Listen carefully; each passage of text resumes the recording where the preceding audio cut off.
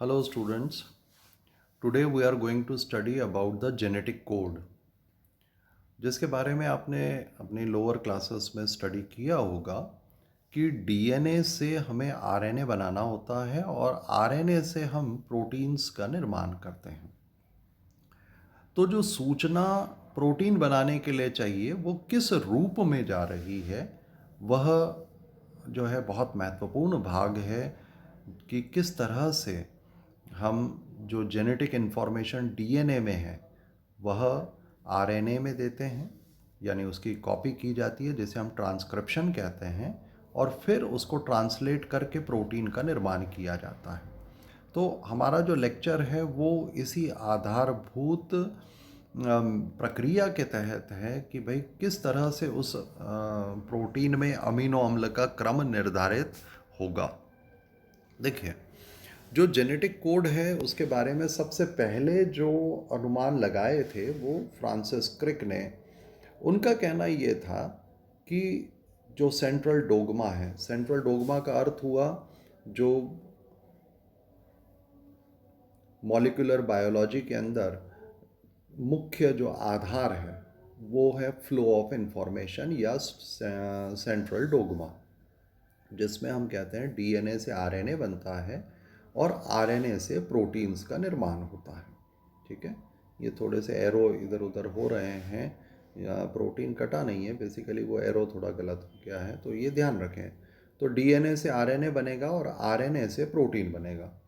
कुछ वायरस के अंदर ज़रूर आरएनए वायरस होते हैं, जैसे एचआईवी है या कोरोना वायरस है, इनके अंदर विपरीत क्रिया भी होती है। आरएनए से डीएनए बन जाता है जिसे हम रिवर्स ट्रांसक्रिप्शन कहते हैं, लेकिन प्रोटीन के लिए आरएनए से सदैव जो है प्रोटीन के लिए सूचना एक दिशा में ही जाएगी। तो जो वर्तमान स्वरूप है हमारी जानकारी के हिसाब से सेंट्रल डोगमा का, वो कुछ इस प्रकार का है। डीएनए स्वयं रेप्लिकेट हो सकता है डीएनए पॉलीमरेज एंजाइम की सहायता से। डीएनए से एमआरएनए बनेगा। एमआरएनए बनाने के लिए या विभिन्न आरएनए बनाने के लिए जो एंजाइम चाहिए वह कौन सी है? RNA polymerase. लेकिन कुछ रेट्रोवायरस में, जैसे मैंने कहा एचआईवी या कोरोना वायरस हो गया, पेपिलियोमा वायरस है, पैरामिक्सो वायरसेस हैं, उनके अंदर एमआरएनए से डीएनए भी बन जाता है। इस प्रक्रिया को रिवर्स ट्रांसक्रिप्शन कहा जाता है और एंजाइम कौन सी लगेगी? Reverse transcriptase. फिर एमआरएनए से प्रोटीन का निर्माण ट्रांसलेशन कहलाता है। तो जो सेंट्रल डोगमा है वो किन्होंने प्रस्तावित किया था? यह प्रस्तावित किया था फ्रांसिस क्रिक ने, जो कि महत्वपूर्ण वैज्ञानिक थे। डीएनए के जो हेलिकल मॉडल है वाटसन और क्रिक जिन्होंने दिया था, तो यही वे वैज्ञानिक थे। तो जैसा हम कह रहे हैं कि भाई चाहे प्रोकैरियोट हो या यूकैरियोट, उनके अंदर आनुवंशिकीय सूचनाएं, जेनेटिक इन्फॉर्मेशन डीएनए में रहती है। डीएनए किसका बना हुआ है? डीएनए बना हुआ है दो पट्टियों का, जिसमें से एक को हम टेम्पलेट स्ट्रैंड कहते हैं, दूसरे को कोडिंग स्ट्रैंड कहते हैं। टेम्पलेट स्ट्रैंड पर जो आप बैंगनी रंग की, नीले रंग की पट्टी देख रहे हैं वह तो शुगर फॉस्फेट बैकबोन है, और उसके बाद यहाँ नाइट्रोजन क्षारक GATCTTG लगे हुए हैं जो कि नाइट्रोजन बेस है, और इनको कॉपी किया जाता है कॉम्प्लीमेंट्री बेस पेयर रूल के हिसाब से, यानी G के लिए C, A के लिए T। अगर ऊपर T है तो नीचे A आ जाएगा, ऊपर C है तो नीचे G। इस प्रकार से कॉम्प्लीमेंट्री रूल के बेसिस पर ट्रांसक्रिप्शन होता है, यानी एमआरएनए बनता है। और यह एमआरएनए सूचना लेकर आता है तो राइबोसोम के साथ मिलकर यह अमीनो अम्ल को एक विशिष्ट क्रम में जोड़ता है, जिससे कि एक विशिष्ट प्रोटीन बनेगा। और ये हमें ध्यान रखना है, प्रोटीन हमारे शरीर की एक आधारभूत संरचना है जो संरचना बनाती है, साथ ही साथ कई एंजाइम्स, कई अन्य कार्य के लिए महत्वपूर्ण होती है। तो during replication and transcription, nucleic replication के अंदर यानी डीएनए रेप्लिकेशन के अंदर क्या हो रहा है? डीएनए से डीएनए बन रहा है। बहुत आसान है क्योंकि कॉम्प्लीमेंट्री बेस पेयर रूल लगेगा और आसानी से कॉपी बन जाएगी। इसी तरह से ट्रांसक्रिप्शन, जिसके अंदर डीएनए से आरएनए बन रहा है, वहाँ पर भी कॉम्प्लीमेंट्री रूल लगेगा। और जैसा अभी हमने कहा, ए टी आपस में जुड़ते हैं, सी जी आपस में जुड़ते हैं, तो वो कॉपी इस तरह से बन जाएगी। लेकिन ट्रांसलेशन के अंदर क्या हो रहा है, आरएनए से प्रोटीन्स बन रहा है।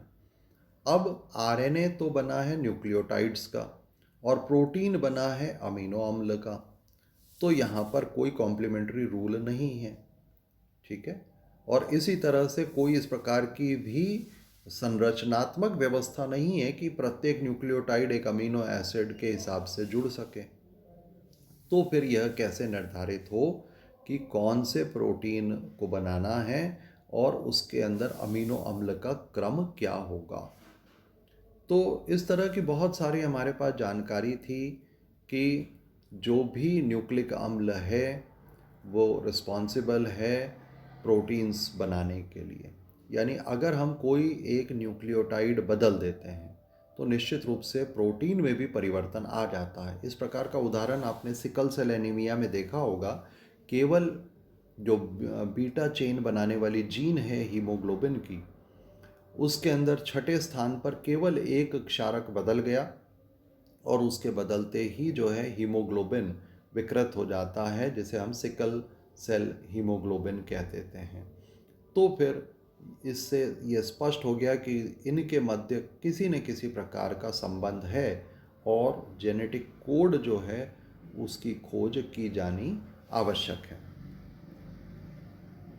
तो जेनेटिक कोड दरअसल हमने कहा कि डीएनए की सूचना को आरएनए पे लाते हैं और आरएनए के अंदर जो न्यूक्लियोटाइड का क्रम होगा वह अमीनो अम्ल के क्रम को निर्धारित करेगा। अब यहाँ पर एक और समस्या है कि समस्या ये है कि भाई हमारे पास न्यूक्लियोटाइड तो केवल 4 हैं, ठीक है, 4 प्रकार के न्यूक्लियोटाइड हैं। लेकिन जो प्रोटीन्स होते हैं जैविक घटकों में यानी जीवों के अंदर, उसमें 20 प्रकार के अमीनो एसिड्स का प्रयोग किया जाता है। तो एक तरफ आपके पास 4 न्यूक्लियोटाइड हैं, 4 प्रकार के न्यूक्लियोटाइड हैं, AGCT डीएनए में या AGCU आरएनए में, और अमीनो अम्ल कितने हैं, 20 प्रकार के हैं। अब इसमें किस प्रकार से तालमेल बिठाया जाए। अगर हम ये माने कि एक न्यूक्लियोटाइड एक अमीनो अम्ल की सूचना देता है, तो इसका अर्थ ये हुआ कि 4 न्यूक्लियोटाइड 4 अमीनो अम्ल की सूचना देंगे, 16 अमीनो अम्ल तो फिर भी बच गए। या हम ये कह दें कि साहब एक न्यूक्लियोटाइड जो है वह 4 या 5 अमीनो अम्ल के लिए सूचना देगा, तो फिर कौन से अमीनो अम्ल को जोड़ा जाए, वो एक समस्या हुई, ठीक। फिर ये कहा गया कि चलिए जेनेटिक कोड डबल में करके देखें, यानी GG, GA, GT, GC, इस तरह से 2 को जोड़ दिया। लेकिन फिर वापस से 4x4 जो आया वो 16 कोडॉन्स ही बने, जबकि हमें कितने कोड चाहिए, कितने की सूचना चाहिए, कितने अमीनो अम्ल के लिए सूचना चाहिए, तो हमें चाहिए 20 अमीनो अम्ल के लिए सूचना। तो फिर एक हमारे पास जो है 4 की कमी रह गई। तो अल्टीमेटली फिर ये कहा गया कि भाई जेनेटिक कोड कैसा होना चाहिए, ट्रिपलेट होना चाहिए। यानी एक अमीनो अम्ल की सूचना 3 न्यूक्लियोटाइड्स जो क्रम से लगे हुए रहेंगे वे ही देंगे। So there would be a 4 possible nucleotide in first position, 4 in the second,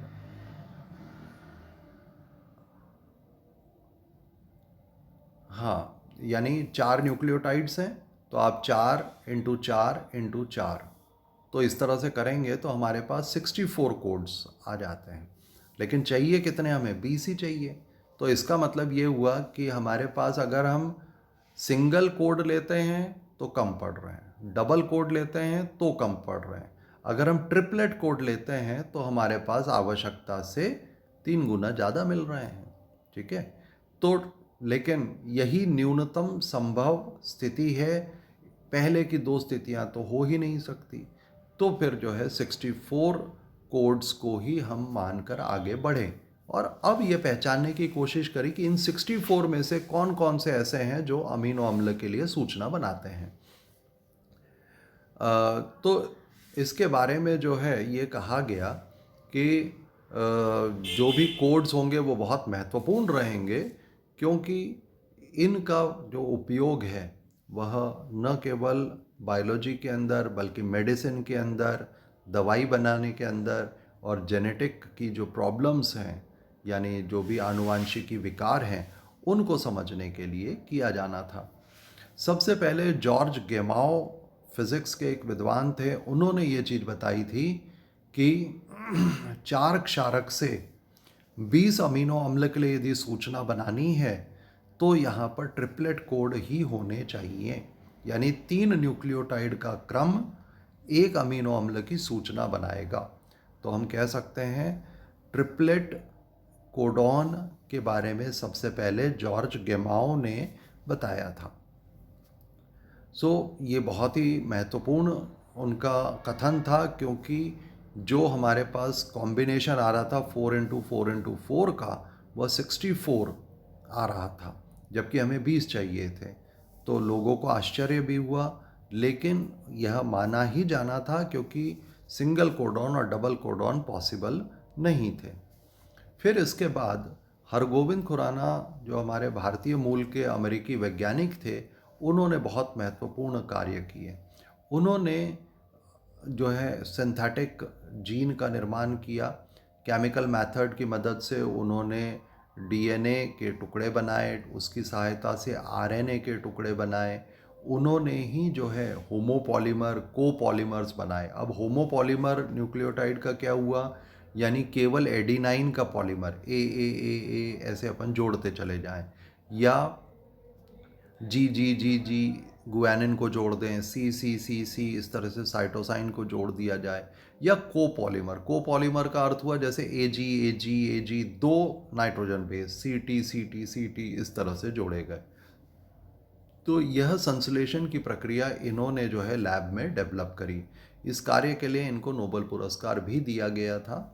ये उनका जो हरगोविंद खुराना साहब का जो उपकरण था, जिसकी सहायता से उन्होंने ओलिगोन्यूक्लियोटाइड्स यानी कुछ नाइट्रोजन बेस युक्त न्यूक्लियोटाइड की चेन को अपने लैब में डेवलप किया। इसके अलावा मार्शल निरेनबर्ग ने सेल फ्री सिस्टम बनाया, यानी कोशिका के बाहर भी हम एक ऐसा वातावरण तैयार कर सकते हैं जिसमें प्रोटीन्स का निर्माण हो सकता है। तो मार्शल निरेनबर्ग तथा उनके साथ जॉन मथाई थे, जिन्होंने 1961 में यह कार्य चालू करा। और अब जो है हरगोविंद खुराना के बनाए गए होमोपॉलीमर तथा कोपॉलीमर, इनकी सहायता से सेल फ्री सिस्टम के अंदर प्रोटीन बनाकर देखा गया। तो जो कोडॉन्स हैं, किस अमीनो अम्ल के लिए कौन सा कोडॉन है, वह निरेनबर्ग और मथाई ने यह कार्य स्टार्ट किया। उन्होंने ई कोलाई का, जैसे ये बैक्टीरिया ई कोलाई है, उसका सेल फ्री एक्सट्रैक्ट लिया।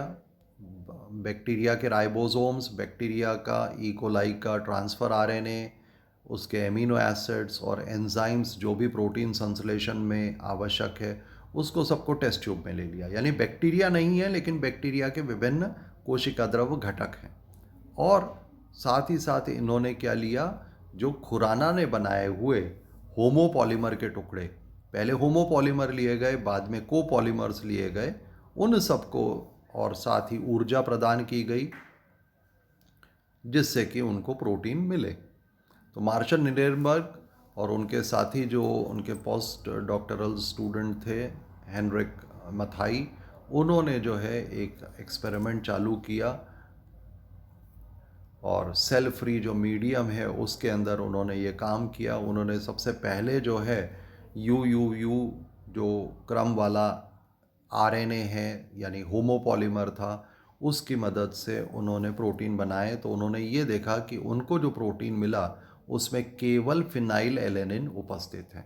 तो उनके तुरंत दिमाग में ये बात आ गई कि यू जो है कोड है किसका, फिनाइल एलेनिन नाम के एमिनो एसिड का। इस प्रकार से वो फिर अन्य जैसे ए वाला एक होमोपॉलीमर बनाया, फिर आगे उन्होंने जो है जी, इस प्रकार से उन्होंने एमिनो अम्ल को खोजे। अब इस क्रम में ये भी देख सकते हैं कि कितने नाइट्रोजन बेस का न्यूक्लियोटाइड पॉलीमर था, उससे कितने एमिनो अम्ल जुड़े। तो एक तरह से पहेली को सुलझाने का सा कार्य चालू हुआ। तो जो आप देख रहे हैं उनके जो नोटबुक का पेज था कि उन्होंने किस तरह से इनके ऊपर कार्य चालू किया। और जैसे पॉली यू की चेन ली तो फिनाइल एलेनिन बना उनके प्रोटीन में। पॉली सी की जो चेन थी उसमें प्रोटीन जो बना उसमें प्रोलीन अमीनो अम्ल की चेन थी। पॉली ए यानी ए की चेन ली तो उसके अंदर लाइसिन अमीनो अम्ल की श्रृंखला उन्हें मिली। और ये जो स्पेसिफिक सीक्वेंस है उसका निर्धारण करने के लिए फिलिप लेडर, हरगोविंद खुराना, ये सब भी उनके सहायक थे। तो जैसा मैंने कहा, निरेनबर्ग ने यू वाली एक होमोपॉलीमर बनाया, तो उनको मिलेगा फिनाइल एलेनिन वाला प्रोटीन। और जैसे जितने भी प्रोटीन होंगे ये सी के साथ उन्हें प्रोलीन मिला, है ना। ए के साथ जो है उनको लाइसिन एमिनो अम्ल की चेन मिल गई। इसमें डिवाइड भी कर सकते हैं। डिवाइड करने का मतलब क्या हुआ कि जैसे आप सी गिने 1 2 3 4 5 6 7 8 9 10 11 12 13 14 15 16 17 18 19 20 21 22 सी लिखे हुए हैं। तो जो प्रोलीन के अणु होंगे वो कितने होंगे? 3 के लिए 1 होगा, यानी 1 2 3 4 5 6 7 21 जो सी हैं उनसे 7 प्रोलीन के अणु जुड़ गए, है ना। तो ट्रिपलेट कोड होने की वजह से ये स्थिति आ गई।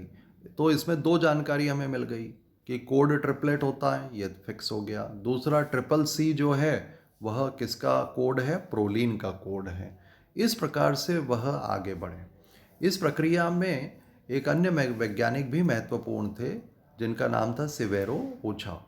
तो जो ओखा या ओखाओ जिनको कहा जाता है, उन्होंने पॉलीन्यूक्लियोटाइड फॉस्फोराइलेज नामक एक एंजाइम बनाई जो कि टेम्पलेट यानी जो आरएनए है उसको सिंथेसाइज करने में सहायक होती है, क्योंकि हमें जो प्रोटीन बनाना है वो एमआरएनए की सहायता से ही बनाना है।